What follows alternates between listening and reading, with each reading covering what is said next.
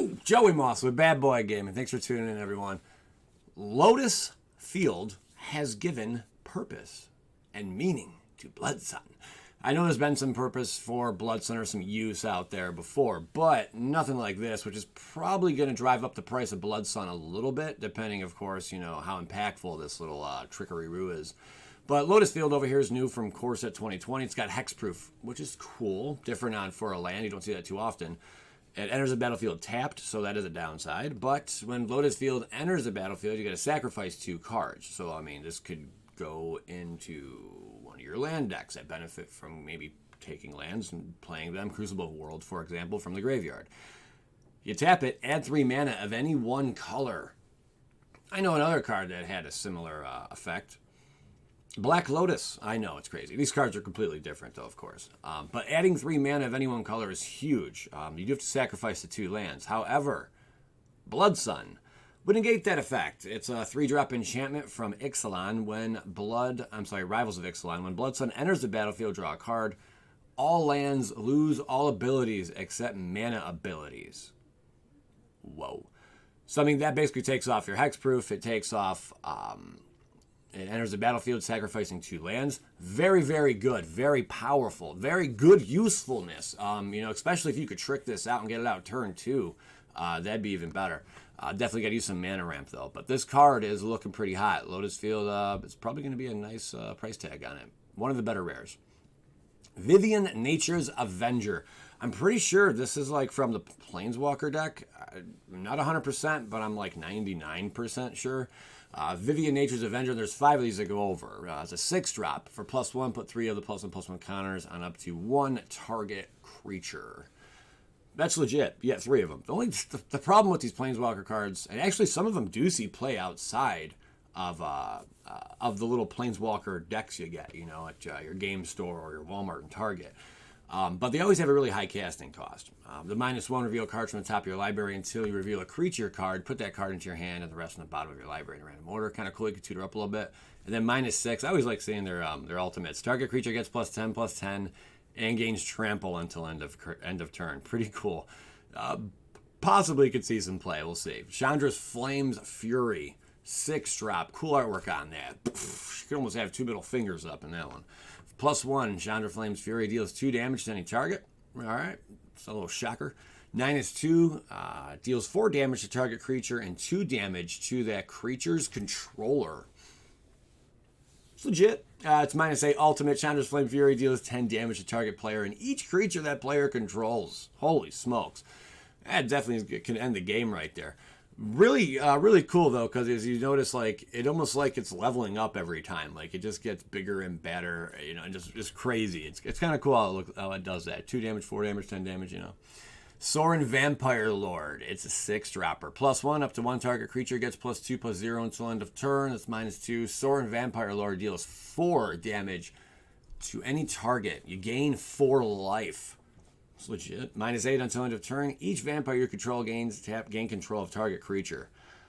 That's crazy. But the crazy thing is, it's going to take at least 5 turns in order for you to actually utilize that ultimate, unless you are proliferating or splashing, +1/+1 counters on your Planeswalkers, which there are cards right now in the current standard that do allow that. But it's far away. Probably not standard playable. Muyan Ling, Celestial Wind, 6-drop. Love the artwork on this one. Until your next turn, up to 1 target creature gets -5, -0.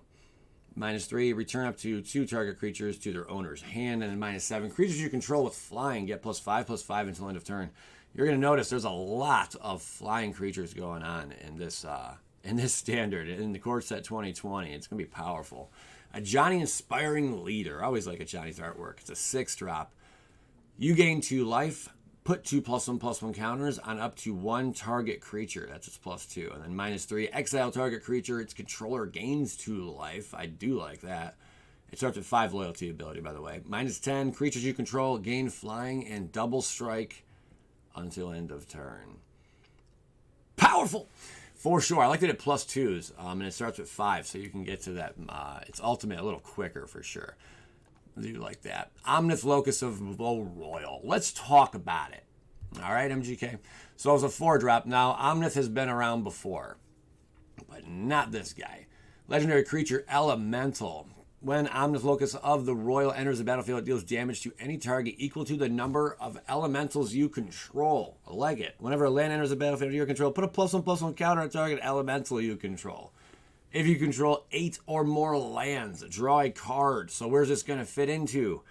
Well, lands matter kind of builds and elemental decks. For example, you got Multani. This is a lot of people are I don't think understand, and I think it's Wizards' fault. They don't really specify anywhere, I don't think, on the Wizard site where or when certain sets are going to rotate out in Standard. It's not happening until Archery. I just want to let you guys know that. That's the set following Core Set 2020. A few people, were under the impression these sets are going to rotate out. Dominaria is rotating out. Rivals, Ixalan, etc., all going to rotate out here when Core Set 2020 drops. That's simply not the case. Unless I'm completely mistaken and entirely wrong, I'd love to hear about it, but I don't think that's the case. Rotates with Archery in the fall, as it always does. Multani would be great with this. Just elemental. It's a very powerful elemental too, and it plays with the lands, So you get both perks on that one. Overgrowth Elementals, a new one from M20, similar to Wild Growth Walker in a sense. You gain you gain the 1 life, you get a +1/+1 counter on it, and then you got Wild Growth Walker as well. All crazy. Vinemare, nuts. I almost forgot Vinemare was even an elemental, but that'd be cool. Living Twister and Creeping Trailblazer, just to name a few cards where this could see play. Now, of course, this is most likely going to be amazing in Commander, or where it's going to sit, That's where it's going to find its home, as a lot of players choose Omnith, Locus of Rage, as their commander. This probably is going to be no different from that. It's really, really neat, though. Standard, we're going to find out. Then we have Saira, Sky's Blade. They got these crazy huge drop creatures. I do like it, though, but they're going to be tough to cast, but really cool when you get them out.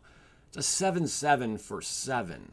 Legendary creature, Angel. She's a beast mode. You may pay 1 white mana and tap 4 untapped creatures you control with flying, rather than pay the spell's mana cost.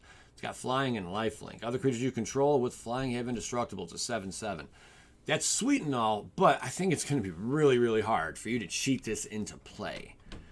Simply because, but if you can, wow. Other creatures you control with flying have indestructible. That's nutty. But if you can cheat into play, without having to pay the 7 mana cost, that'd be amazing. But the problem is right now in Standard, and I don't think it's going to see too much play outside of Standard, but in Standard, you're not going to be able to keep 4 flying creatures out in the battlefield for long. I don't remember the last time I had a match where I had 4 flying creatures out in the battlefield at once. It's just not that simple to do. If you got 4 flying creatures on the battlefield, you're probably going to end up winning the match.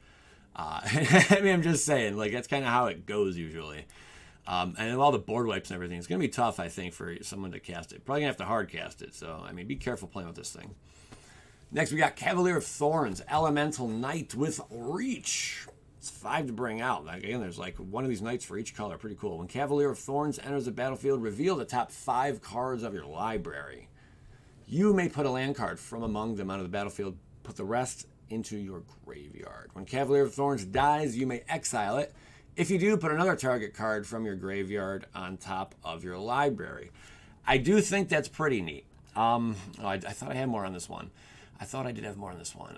Really cool card, though. 5/6 already there. Plus, it has reach. I have a question. Why does this thing have reach? It's an elemental knight. Why does this thing have reach, but Hydras do not? Every Hydra should have reach, embedded in the text. It should just, every single one should come out with reach on it. But for whatever reason, Cavalier of Thorns has reach. I'm just so thrown off by that. I guess he's an archer, so I guess maybe he can, is he an archer? Can you even see that? Is he riding a bull? I don't even see it. That looks like a crazy bull. Doesn't even look like a horse. All right, regardless, we have fun. Let's move on. Vilas, Broker of Blood. Another one of these huge monsters. This is an 8-drop. Was that Angel an 8-drop also, or 7? I think it was 7. Could be 8. I'm sure you guys will let me know. Legendary creature, Demon, flying. 4/1 black mana, pay 2 life. Target creature gets -1/-1 until end of turn. Whenever you lose life, draw that many cards. It's an 8/8. This thing is nuts. Now, the downside, there's no way to cheat this thing into play.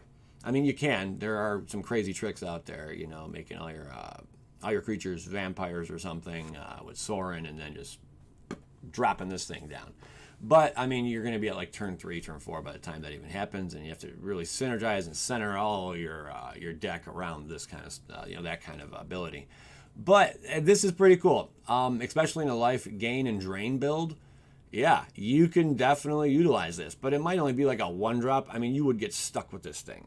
If you don't want to have, you probably don't want to play more than 1 in your deck. Because if you get stuck with this, two of these copies in your opening hand, or whatever, even with the new mulligan rule and everything, you mulligan down again, you get another one in your hand. That would just really, really stink. Actually, no, the new mulligan rule kind of fixes that. So I guess you wouldn't get stuck with something like this in your hand. Take back everything I just said. Sweet sauce. All right, it is a cool card, though, but it's probably not going to see much play. It's just too much to cast, man. 8, that takes a long time to get out. Just saying, especially in black colors. Cavalier of Night. Really cool card. 5-drop. Elemental Night Lifelink. It's a 4/5. When Cavalier of Night enters the battlefield, you may sacrifice another creature. When you do, destroy target creature an opponent controls. Powerful, baby. When Cavalier of Night dies, return target creature card with converted mana cost 3 or less from your graveyard to the battlefield. It's a 4/5. I love this thing. You know why? Because of stuff like this. That's right. Your aristocrat crazy builds, where you just like destroy your opponent and drain them and whatnot. Judith over here, whenever another creature you control dies, Judith the Scourge Diva deals 1 damage to any target. It's non-token, by the way. Then Mayhem Devil's cool. Whenever a player sacrifices a permanent, Mayhem Devil deals 1 damage to any target. It'd be great. Cruel Celebrant. Whenever Cruel Celebrant, another creature or planeswalker you control dies, each opponent loses 1 life and you gain 1 life. That is big. Not to mention the Wild Growth package, the Wild Growth Walker package. You have those cards in there, great cards, that serve a purpose when they come out, like you're a Ranger for 3.